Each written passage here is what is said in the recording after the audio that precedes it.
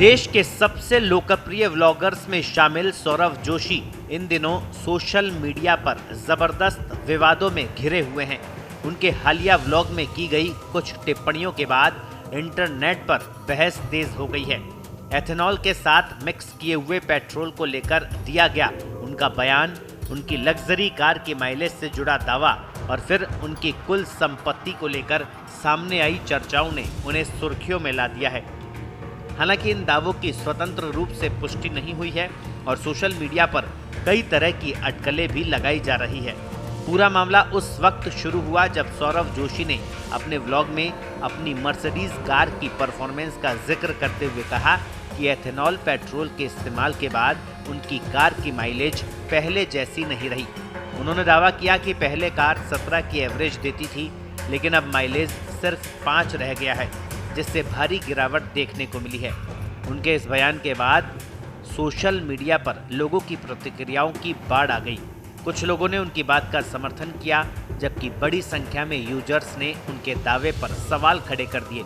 Social media पर कई automobile experts और यूजर्स ने दावा किया कि जिस मॉडल की मर्सिडीज कार का जिक्र किया गया उसके लिए कंपनी प्रीमियम पेट्रोल की सलाह देती है। ऐसे में अगर अनुशंसित ईंधन का उपयोग नहीं किया गया तो माइलेज और इंजन की परफॉर्मेंस प्रभावित हो सकती है। कुछ लोगों का कहना है कि एथेनॉल को दोष देने से पहले वाहन की तकनीकी ज़रूरतों को भी समझना जरूरी है। हालांकि सौरव जोशी या उनकी टीम की ओर से इन दावों पर कोई विस्तृत तकनीकी स्पष्टीकरण सामने नहीं आया। विवाद के दौरान सौरव जोशी ने अपनी इलेक्ट्रिक जी-वैगन कार का भी जिक्र किया। उन्होंने कहा कि इलेक्ट्रिक वाहन होने की वजह से भविष्य में ऐसी परेशानियों का सामना नहीं करना पड़ेगा, लेकिन सोशल मीडिया पर कुछ लोगों ने इसे पहले दिए गए बयान से ध्यान हटाने की कोशिश बताया, जबकि कुछ यूजर्स ने इसे सामान्य बातचीत का हिस्सा माना। विवाद यही नहीं रुका। सोशल मीडिया पर कुछ पोस्ट में दावा किया गया कि पहले सौरव जोशी की कुल संपत्ति करीब 50 करोड़ रुपए बताई जाती थी, जबकि हालिया व्लॉग में उन्होंने लगभग 100 करोड़ रुपए की संपत्ति होने का जिक्र किया। इसके बाद इंटरनेट पर तरह तरह की अटकलें लगना शुरू हो गया। कुछ वायरल पोस्ट में प्रवर्तन निदेशालय की कार्रवाई तक की बातें कही जा रही है।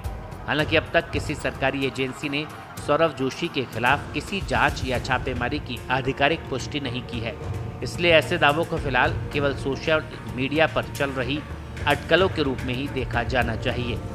बहरहाल एथेनॉल को लेकर देश भर में भ्रम की स्थिति है। सरकार कई बार ये स्पष्ट कर चुकी है कि एथेनॉल गाड़ी को कोई नुकसान नहीं पहुंचाएगा, लेकिन इसके बावजूद रोजाना एथेनॉल पर सवाल उठ रहे हैं। ब्यूरो रिपोर्ट, पत्रिका।